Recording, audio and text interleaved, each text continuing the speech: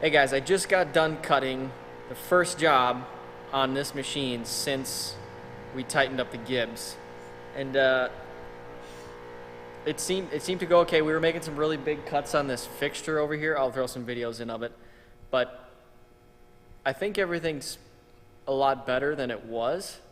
One thing that happened halfway through this job is that the Y-axis stopped homing itself correctly.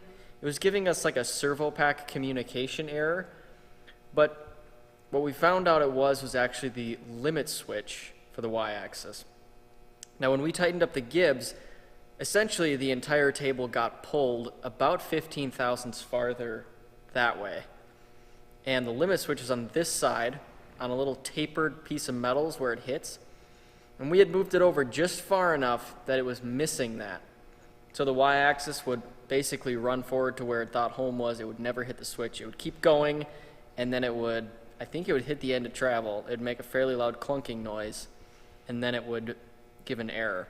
So anyways, I had to call Kitamura, then I had to call Yaskawa, and then I called Kitamura back, and they were able to talk me through some diagnostic stuff. And yeah, essentially what we did was put some shims behind that tapered piece of metal that the limit switch actually hits, and that was enough to do it.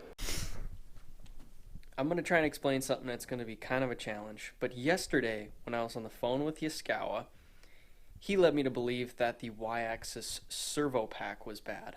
I did not think it was bad, but I kind of took his word momentarily. And normally there's a servo pack alarm, and it can kind of tell you what's wrong with the servo pack, and in this case it was extremely vague, and he said, oh, that's just the top circuit board.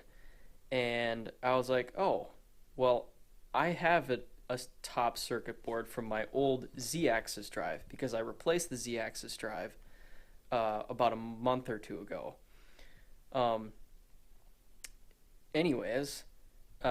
So what I did was I took the circuit board on this one and I brought it out and I put it on the Y-axis out there. And this is the one that came off the Y-axis.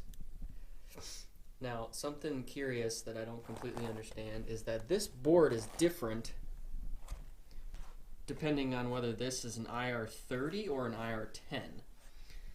The Y-axis in the machine is supposed to be an IR10 board. Well, this came off of there, and this is an IR30 board. You can see these. This is basically what indicates it. It also says it right here. But this board can run, well, obviously the servo pack was running with an IR30 board, and then this one used to be running an IR10 board. So I took the IR10 board off this one, put it onto my Y-axis, and had the same issue on the machine. Now I've got this one, which I pulled out.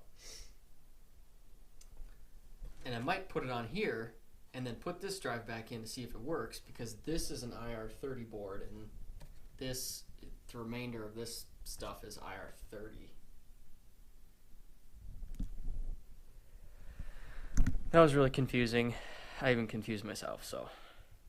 But anyways, if you have any questions, you can ask me, because I might know something, because I've dealt with this a lot.